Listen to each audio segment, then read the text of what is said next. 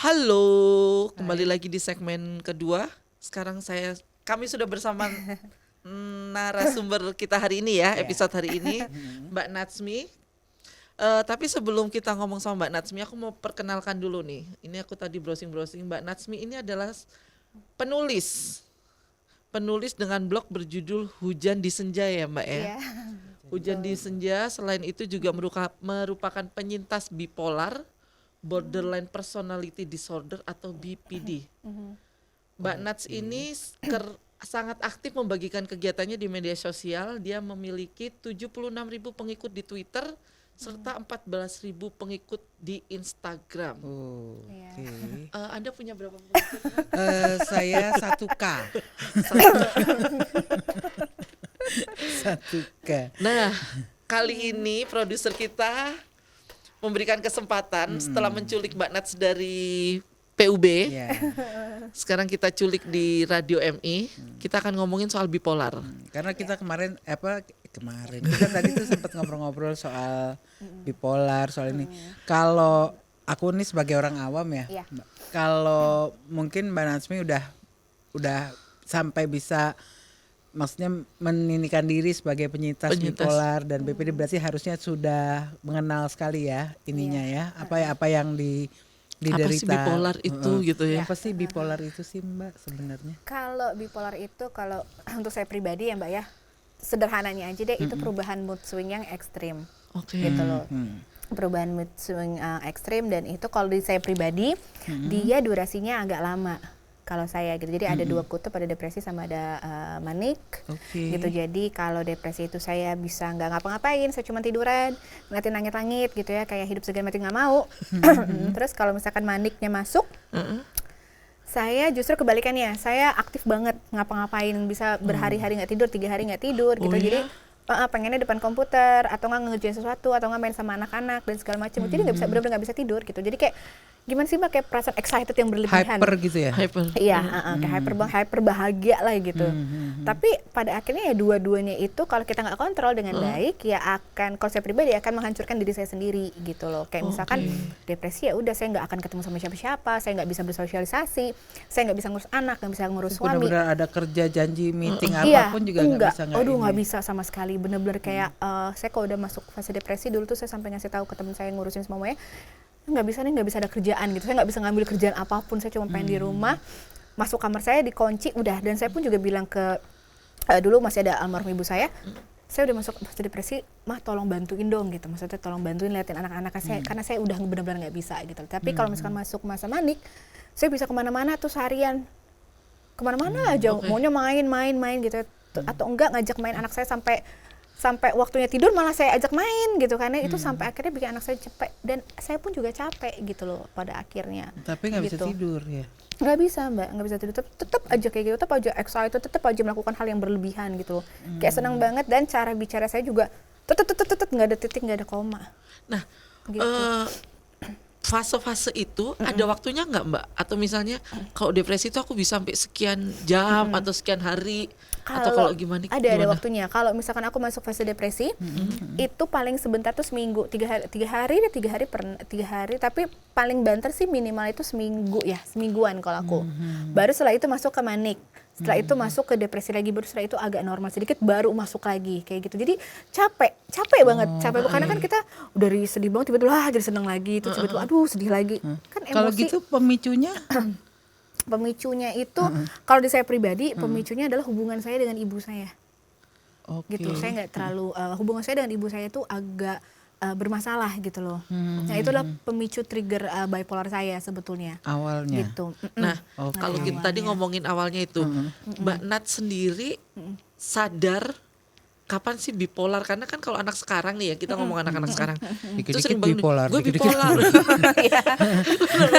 Apakah semudah itu diagnosa? Apakah pada saat itu akhirnya memutuskan untuk menemui seorang ahli atau apa gitu, atau gimana? Oke, kalau aku tahunnya sendiri tuh udah kayak 7 tahun yang lalu, antara 2013 2014 saya lupa gitu kan. Pokoknya di tahun-tahun tersebut edukasi tentang mental health itu masih sangat minim dan semua orang tuh tabu. Pokoknya kalau ada orang yang bermasalah dengan kesehatan mentalnya, itu sama dengan gila. Benar. Gitu. Dan saya sadar situ bahwa ketika itu kan abis nikah tuh Mbak ya, mood saya tuh parah banget swingnya gitu loh. Jadi benar-benar yang di luar batas normal kalau buat saya pribadi gitu ya. Dan di situ akhirnya saya kayak titik kayak aduh kok ini kayak saya nggak kayak orang normal biasa gitu loh. Kok saya beda ya gitu. Akhirnya yang saya lakukan adalah pertama kali saya googling. Saya googling dulu, saya baca-baca dulu gitu ya, baca-baca dulu. Tapi saya nggak mau self diagnose gitu, karena ada beberapa saya lihat oh sama ya mirip, tapi kayaknya bukan deh gitu. Nanti Makanya salah ini lagi ya. iya akhirnya saya ngomong ke suami saya dan suami saya bilang ya udah maunya gimana, aku pengen ke psikiater. Suami saya sempat kaget tapi ya udah ayo ke psikiater gitu. Akhirnya di situ saya ke psikiater temenin suami saya karena saya butuh penjelasan lebih lanjut gitu loh. Saya ini sebenarnya kenapa gitu. Karena kan saya nggak mungkin berdasarkan Google, oh ya saya skizofrenia, oh ya saya bipolar, berarti udah saya itu gitu kan. Nanti nggak mau gitu loh. Nanti takutnya salah gitu, saya udah bilang skizofrenia nggak tahu bipolar, saya udah bilang bipolar nggak tahu skizofrenia gitu kan ya. Makanya saya langsung datang ke salah satu sanatorium, saya ketemu sama psikiater, taking assessment, interview juga, akhirnya dinyatakanlah bahwa saya memang mempunyai bipolar gitu loh, bipolar disorder gitu atau perubahan mood swing yang sangat ekstrim sekali gitu. Dan di situ. Nah, kakak punya pertanyaan? Aku ada satu, boleh nggak aku lagi? Boleh. Karena ini. Boleh. Kan tadi ngomong triggernya hubungan dengan ibu ya. Itu traumatik atau gimana ya? Apakah semua bipolar itu punya trigger sampai itu muncul atau ada yang nggak ke-trigger? Cuman kalau di Mbak Nats itu triggernya kan hubungannya dengan ibu, dan itu kan hubungan dengan ibu sebenarnya udah lama ya, tapi baru sadar itu ketika udah menikah. Ketika udah menikah gitu loh. Ketika saya kira triggernya itu adalah suami saya tadinya gitu loh.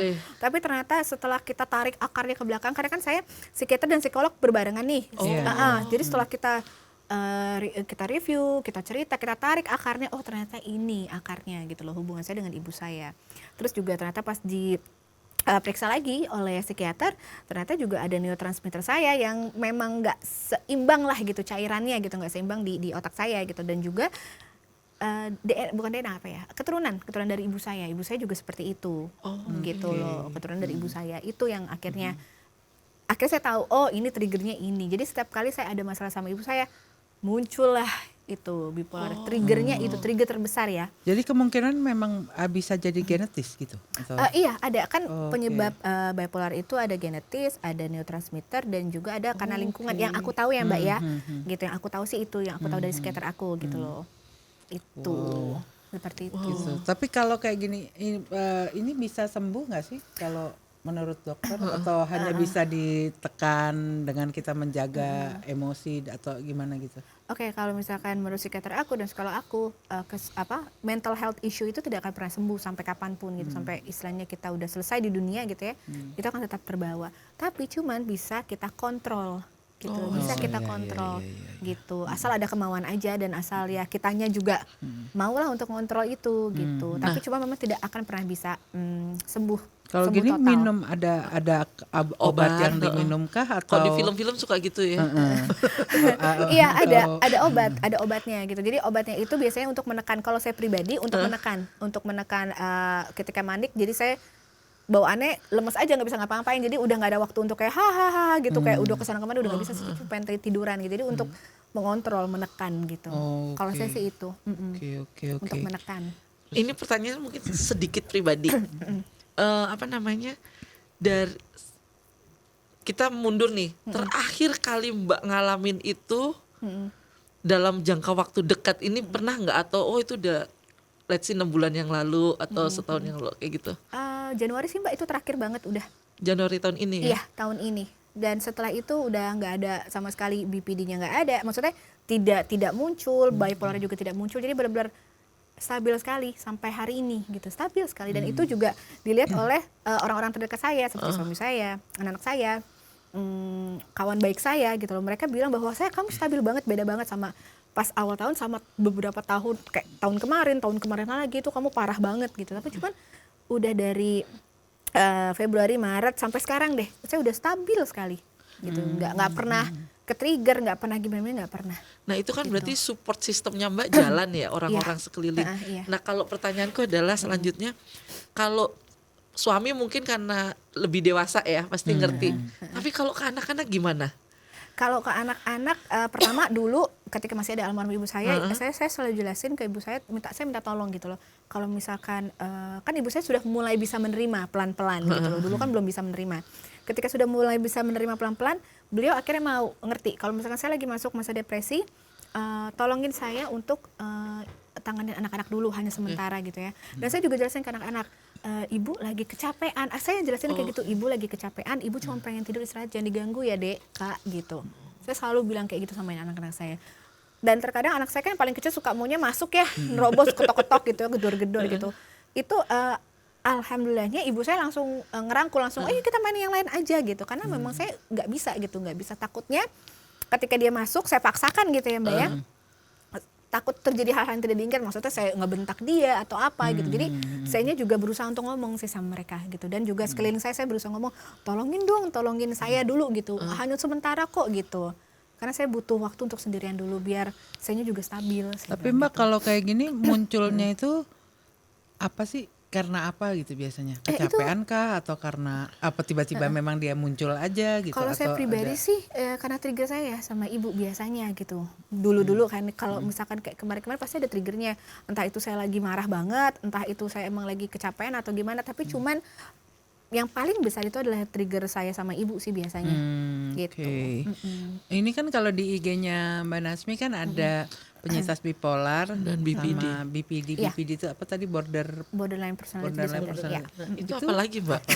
Oke, kalau itu kayak setahu saya ya gitu ya. Itu kayak kepribadiannya ambang batas. Kalau saya sih lebih simpelnya gini. Emosi saya nggak terkontrol. Emosi saya nggak kekontrol. Jadi kalau misalkan di BPD saya jarang banget marah, jarang banget Mbak gitu, jarang banget marah. Justru kalau misalkan lagi masuk fase depresi saya nggak pengen marah gitu, kayak cuma pengen nangis sendiri di kamar udah. Tapi kalau BPD saya kumat, marah saya tuh meledak gitu loh, menyakiti diri saya sendiri, yang menyakiti orang lain. Oke. Gitu biasanya kalau BPD saya kumat dulu, saya suka ngejedotin kepala Wow. ke tembok hanya untuk cari perhatian gitu loh, perhatian ke suami saya, tolong dong perhatiin saya gitu, kayak gitu. Atau enggak saya berusaha untuk kayak melempar sesuatu ke suami saya gitu loh, kayak gitu. Dan itu terdiagnosanya barengan atau gimana Mbak? Enggak, kalau BPD itu saya didiagnosis 2019. Oh. Tapi saya udah rasain dari 2018. Ketika itu saya pikir itu bipolar saya gitu. Tapi cuman ada keanehan. Saya mikirnya gini, kok ini cepat banget ya. Jadi kalau bipolar itu kan tadi seperti saya bilang minimal seminggu ya. Seminggu, paling panjang tuh saya pernah 6 bulan. Jadi setelah itu baru ganti lagi gitu kan. Ini enggak, ini hitungannya jam, menit, jam gitu. Jadi bisa saya udah marah banget, tiba-tiba saya bisa biasa lagi, nanti marah lagi, nanti biasa lagi gitu. Dan itu capek sekali. Lelah banget itu. Oke. Kayak energi habis kan. Pasti beda ya, Iya. beda banget Beda, ya dia sama. Bisa Iya. sampai 6 bulan ya? Itu kalau bipolar. Ya nggak maksudnya depresi gitu bisa Iya, sampai 6 bulan. Iya. Bisa 6 Oh my bulan. god. Harus Gitu, bersyukur gitu ya. sekali ya. Maksudnya punya Iya. support system yang kuat gitu. Kalau enggak Iya. kan orang bisa berantakan rumah tangga apa memang. segala macam Karena ya. kalau misalkan udah tidak ada support system yang kuat, biasanya orang-orang kan udah mulai suicidal gitu ya. Udah mulai ada pikiran-pikiran suicidal dan segala macamnya gitu. Itulah kenapa saya selalu bilang pentingnya caregiver, mau itu dari keluarga, pasangan segala macam, karena orang dengan penyakit mental ini kalau buat saya pribadi tidak bisa ditinggalkan sendirian ataupun dilepas sendirian, karena ada masa-masa di mana dia pasti bisa nyakitin diri sendiri yang akhirnya efeknya ya itu suicidal thoughts gitu loh. Pengen mengakhiri hidup gitu karena udah nggak berguna gitu loh. Nggak ada support system dan segala macam gitu. Itu kenapa makanya saya selalu bilang punyalah support system yang baik dan caregiver gitu loh. Ada, itu pentingnya caregiver gitu. Kalau Mbak Nasmi anak ada? Ya, Anaknya berapa? 2 Dua saya. ya? 2. Tapi waktu pas ngelahirin gitu nggak ada ini? nggak ada. Kan Maksudnya- mungkin apa dia larinya bisa nyambung ke baby blues Iya, aku atau mau Oh ya, itu. kalau apa misalkan itu? kalau itu saya pernah kena baby blues sih Mbak, tapi anak pertama. Oh, oke. Jadi anak pertama itu saya masuk depresi, saya nggak mau megang anak saya. Terus ada postpartum juga tuh kan ya. Saya kena sih, saya kena waktu itu. Tapi cuman untungnya balik lagi ke psikiater, ditanganin ya alhamdulillahnya udah mulai baik lagi gitu. Itu cuman kena di anak pertama aja. Anak kedua udah mulai ini kan, udah mulai ya bisa lah gitu ya. Ada pengalaman dari anak pertama jadi ya udah baik-baik aja. Nah ini pertanyaan yang mungkin semua orang bertanya ketika mendengar penjelasan tadi. Ketika Mbak Natsmi didiagnosis ini ya, ternyata kamu bipolar.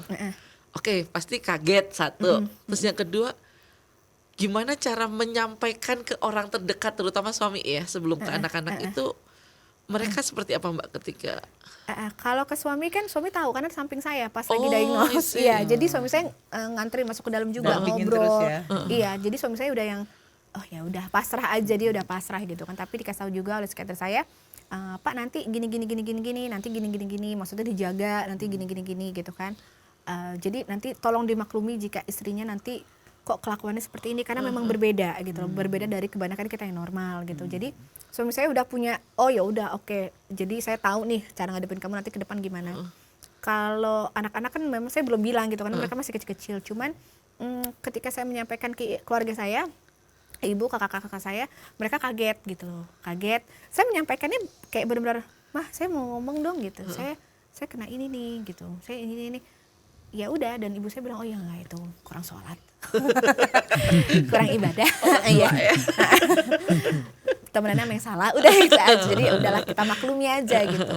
Kayak gitu. tapi teman-teman yang lain sangat mensupport ketika Mbak Enggak semuanya. Ada beberapa yang udah ninggalin, maksudnya ketika saya ngasih tahu, udahlah nggak mau lagi gitu ya, nggak mau temenan lagi. Dan beberapa pun ada yang sampai komen gini, nggak apa-apa kan kita semua sakit sebenarnya, cuman beda aja. Kalau kamu kan kelihatan, saya kan enggak. Semua kita sakit jiwa, dia bilang gitu. Dan itu bikin saya jadi encourage, maksudnya encourage saya dan saya juga ya benar juga ya gitu. Ya akhirnya sampai sekarang temenan masih sama saya gitu. Maksudnya mereka inilah yang bisa merangkul saya dari awal sampai sekarang gitu, yang bikin saya jadi ya udahlah kita lanjutin aja hidup gitu. Kalau apa namanya kita tuh gimana sih kalau misalnya memang ada orang dekat gitu ya? Kalau menurut Mbak Nasmi, Apa yang harus bagaimana kita sih kita lakukan? lakukan untuk support itu? Kan kadang-kadang orang suka bingung ya memperlakukan nanti Iya, salah ada gitu, yang takut takut salah, salah. ada yang ini.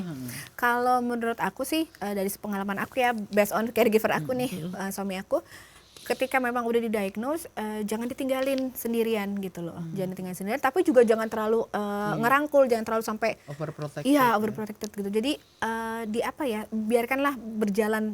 Maksudnya jika dia membutuhkan kita ada gitu loh. Jika dia butuh support, ya kita support gitu. Tapi ketika dia pengen sendiri, kita jaga jarak dulu. Biarin, kasih dia ruang untuk sendiri dulu. Tapi juga jangan ngelupain, oh ya udah gue lepas aja dia sendiri, dia lagi pengen sendiri. Tapi tetap dikontrol gitu loh. Maksudnya kayak udah makan belum? Apa kabar? Butuh orang ngobrol nggak? Kayak gitu. Tetap aja. Tapi jangan terlalu jangan terlalu nge-push ketika dia lagi masuk ke masanya itu, fasenya itu gitu loh. Tapi basically didukung gitu, maksudnya didukung apapun, kayak yuk kita datang yuk ke psikiater, yuk kita datang yuk ke psikolog gitu loh. Yuk kita jangan sampai merasa sendiri ya. Iya betul, jangan sampai ditinggalin sendirian gitu loh. Gitu. Terutama kalau merasa sendiri itu yang lebih bahaya ya. Iya, lebih bahaya Jadi dia sekali. harus tahu bahwa kapan aja dia bisa. Iya, kapan aja kamu perlu saya ada untuk kamu cerita gitu, untuk kamu minta support, saya selalu ada gitu. Wah, suaminya hebat banget ya. juara Juara banget. Terpaksa. Udah nikah soalnya. Nah ini pertanyaanku berasal dari mana ini? Lihat-lihat Instagramnya. Iya. Di sini Mbak Natsmi kan nulis ya, hujan di senja blogspot. Apakah ini salah satu bentuk terapi atau sebelum aku didiagnos ini aku udah nulis duluan? Sebelum didiagnos Mbak, itu aku Oke. bikinnya kan tahun 2008, 2009 ya kalau nggak salah. Aku emang suka nulis, cuman tulisan aku dulu tuh memang lebih dark. Teman-teman aku bilang, maksudnya kok sedih banget tulisnya, karena memang kan ya fasenya mungkin lagi masuk depresi ketika itu, tapi kan aku nggak tahu gitu ya. Cuma setelah aku didiagnose, aku juga cerita di situ. Cuman kan ketika itu orang masih belum ngeh ya kesehatan mental apa sih, dan akhirnya saya dapatkan komen-komen yang nggak enak gitu loh. Jadi saya mikirnya bahwa oh ya udahlah, berarti memang ada yang nggak menerima gitu. Baru di 2018 saya encourage diri saya untuk sharing juga gitu. Sharing apa yang saya alami di salah satu sosial media saya di Twitter gitu, dan itu yang akhirnya menjadi perhatian besar orang-orang gitu. Dan akhirnya banyak yang, Mbak aku juga kayak gitu, apa maksudnya kayak merasa banyak yang mereka tidak sendirian gitu loh. Gitu. Itu sih yang akhirnya jadi membantu orang-orang untuk kayak, Kak aku pengen pergi ke psikiater deh kayak kakak kayak gitu-gitu. Ya itu apa sih?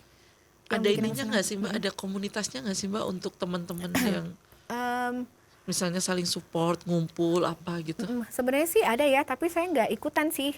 Oh, oke. Tapi kayaknya sih di luar sana ada banyak kok Mbak, udah mulai banyak sih bermunculan gitu loh komunitas-komunitas untuk support. Cuman kalau menurut saya komunitas support seperti itu, kalau menurut saya pribadi ya Mbak ya, ada bahayanya juga. Takutnya kalau misalkan satu ke trigger semua. Iya. gitu. Iya. Jadi memang harus pinter-pinter memilah Susah juga sih kalau ngumpul ya, malah Iya. bisa membawa efek jelek Iya, gitu. jadi kalau satu dampaknya. ke-trigger kan tep wah kena gitu. Jadi memang kalau saya pribadi saya membatasi gitu. Karena saya tahu saya orangnya gampang banget ke-trigger, mau sama ibu saya atau di luar lingkungan saya gitu ya. Jadi saya membatasi pribadi gitu. Jadi kalau saya pribadi kalau misalkan mau cerita atau support, saya langsung datang ke suami saya, psikolog atau nulis lewat buku. Udah itu aja. Gitu loh. Maksudnya saya juga meminimalisir diri saya untuk men-trigger orang karena saya nggak mau orang ke-trigger sama saya gitu loh. Gitu. Seperti itu. Nah sekarang sendiri itu kesibukan Mbak Natsmi apa nih? Ibu rumah tangga, pasti ibu rumah tangga. Terus juga karena saya aktif di sosial media, saya juga nulis di sosial media. Terus juga saya lagi bikin buku sekarang. Bukunya itu juga tentang ini pengalaman saya gitu loh, tentang kesehatan mental juga gitu. Dan juga kerja freelance. Gitu. Oh, Iya. hebat. Juara. Mungkin Mbak Super ada power. ini kali pesan-pesan buat pemirsa kita di rumah untuk Iya. apa ya namanya, kadang-kadang nggak, orang suka salah paham tentang mental illness gitu-gitu Iya, kan. iya. Jadi mungkin Mbak ada ini nggak, ada pesan-pesan nggak, terutama bagi penyintas bipolar ya gitu, karena kan Iya. kadang-kadang orang yang mengalami itu terus dia nggak disupport sama lingkungan yang Lingkungan. benar Karena gitu support kan. system tuh ternyata sangat Iya. Iya. ini banget kan. Pesan saya tuh kalau misalkan teman-teman di luar sana yang sudah merasakan ada yang salah dalam dirinya dia gitu ya, tidak ada salahnya untuk datang ke profesional, ke psikolog dan juga psikiater gitu loh, karena kita kan kesana itu bukan karena kita gila, tapi karena kita membutuhkan pertolongan gitu loh, sebagai fungsi manusia, fungsi kita sebagai manusia itu berjalan seperti biasanya gitu loh. Jadi jangan takut dan tidak semenyeramkan itu datang ke psikolog ataupun psikiater kita dijudging apa enggak sama sekali gitu loh. Justru mereka akan mencari akarnya di mana gitu kan ya. Terus juga untuk teman-teman di luar sana yang nggak punya support system, kalau saya sih menyarankannya sekarang ini sebenarnya banyak banget komunitas yang memberikan support system, tapi kita juga harus pintar memilah dan memilih gitu ya. Kalau misalkan memang dirasa tidak ada sama sekali, saya sih menyarankan jadikan psikolog kamu atau psikiater kamu sebagai support system gitu loh. Kalau misalkan di sekeliling kita udah nggak ada sama sekali, psikiater dan psikolog itu bisa kok jadi support system kita gitu. Atau tidak, carilah alasan kenapa kita harus bertahan gitu loh, dan tidak mengakhiri hidup kita, karena kan banyak banget yang trigger tiba-tiba aduh pengen banget mengakhiri hidup segala macam. Kalau saya pribadi itu carilah alasan dan juga jangan self diagnose, jangan berdasarkan Google gitu ya. Kalau saya memang baca dulu tapi nggak mau, oh saya punya ini nih pasti ini nih gitu kan, nggak mau. Saya setelah baca dirasa nih, oh ini kayaknya ada seperti ini, tapi saya harus butuh penjelasan lebih lanjut karena saya butuh dokter yang oke, kamu kena ini udah gitu loh. Kepastian yang Kepastiannya ini ya, yang solid ya. Iya, biar nggak salah Dari treatment. ahlinya. Iya betul, dan nggak salah treatment. Dan juga nggak usah takut, maksudnya kayak apakah harus psikiater aja, apakah harus psikolog aja?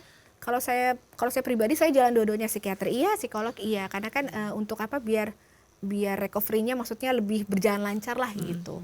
Gitu sih. Sip. Terima kasih sudah meluangkan waktu ke kami. Sama-sama Mbak, terima Berbagi kasih juga. cerita. Iya. Iya, terima kasih loh Mbak Natsmi Iya, udah mau sama-sama, berbagi Mbak. cerita sama kita. Ini pengetahuan yang penting banget nih ya buat kita semua, dimana kan kalau di sini tuh orang masih ya itu menganggap mental Iya, illness masih tuh tabu sebagai ya. sebuah kecacatan Aib ya. gila gitu. Kayak aib Iya. gitu. Padahal enggak juga gitu ya. Satu itu. It could happen to anyone Iya, ya. Gitu. iya. Satu itu, terus yang kedua, kurang-kurangin mendiagnosa diri sendiri. Yes. Jangan sok tahu. Jangan sok tahu. Nanti salah minum obat itu lebih Iya. berbahaya. Iya, Yes. benar. Benar itu. Dan mungkin untuk seperti tadi, balik mengulang pesannya Mbak Natsmi ya, kalau merasa ada yang aneh, dirasa aneh, nggak usah malu-malu untuk ke ahlinya, ngobrol sama ahlinya, jadi diagnosanya kan benar, tepat sasaran, dan buat orang sekelilingnya yang mungkin ada adik, kakak atau orang terdekatnya mengalami juga nggak usah malu gitu loh untuk memberikan support system, dukungan, karena mereka sangat membutuhkan itu. Cuman itu yang kita bisa berikan ya. Iya. Seperti itu, oke. Oke. Kita break dulu, Ya. ngobrol-ngobrol di belakang dulu sama Mbak Natsmi. Kita akan kembali di segmen berikutnya. Ya, jangan kemana-mana. Tetap di Radio MI, berbagi cerita dan berita untuk Indonesia lebih baik di Mata Milenial Indonesia TV. Matanya Indonesia.